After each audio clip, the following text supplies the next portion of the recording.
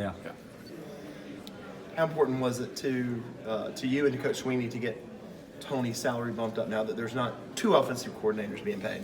Well, it was very important, and I think from the standpoint of work Coach Sweeney with his staff and the work that Tony's done over the last couple of years in the co-coordinator role, it was market, it was deserved, it was something that was very much on Dabo's radar when he and I sat down. So really, really happy that we were able to get this salary pulled together, the package pulled together for him to stay here, and that the board was with us and was able to approve that.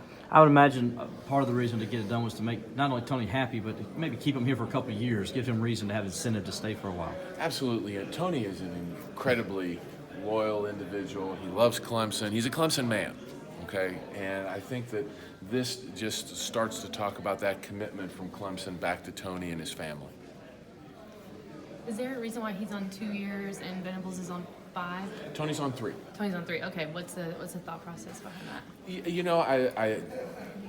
Dabo and I really didn't run down that road. I think it's maybe just a little different from a market perspective, but I think that both of them are incredibly highly valuable to our program. And you added another year back to Brent, but also went to 2.4 to keep it on the back end of that. The thought process there and keeping Brent at 5? Well, I think it's kind of where he is, Uh-huh. and one of the things we want to do is we don't want to change that dynamic right now. I think all these contracts, if Brent was going to make a lateral move, there's significant penalty associated with that. I think when you get to spots where Tony is, where Jeff was, where Brent is, your next moves are moving on to become head coaches. So it's a good thing for us to keep him here with his salary and some allocation dollars to the split dollar. So I think it's really important for us to maintain the status quo that we've established a few years ago. Do you have an idea of where the staff stands nationally in total compensation? It's a great question because right now there's a lot of universities in this, okay, season's over, let's move forward with the contracts. A clearer picture of that usually occurs in June when everybody's kind of settled in. But we feel very confident we're in the top 3, 4 of salary pools. We have been, and I wouldn't imagine that this year's increases will significantly change that number.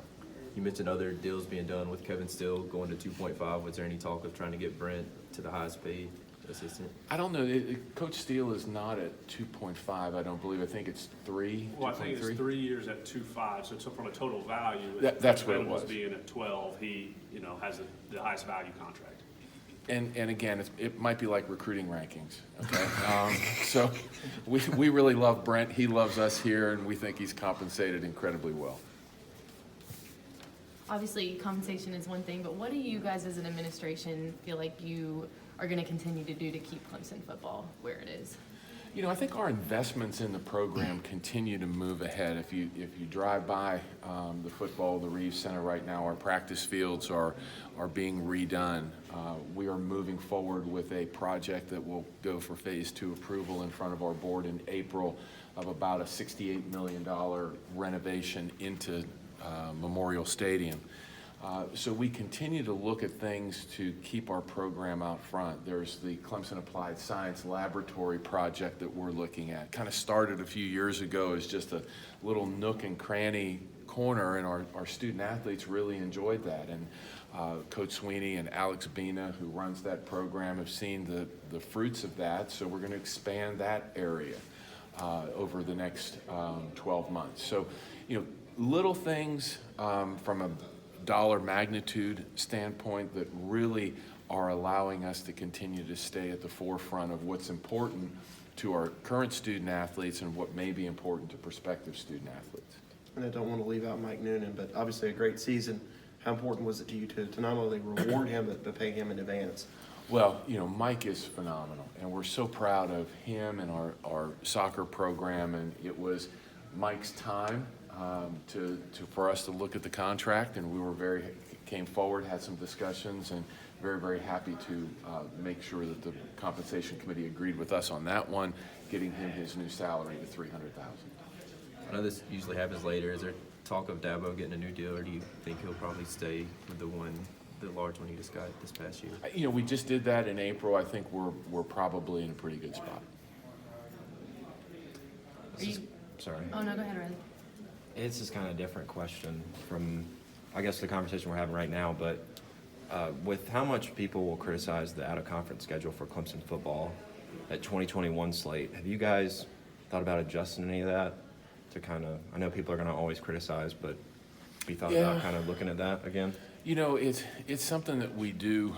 We always keep our ear to the ground. Are there other opportunities? But as you guys know better than most, you know, football schedules being made 10 to 12 to sometimes 15 years in advance, it makes it a little bit difficult. But we're not going to close the door on anything right up until the time that we're ready to play that schedule.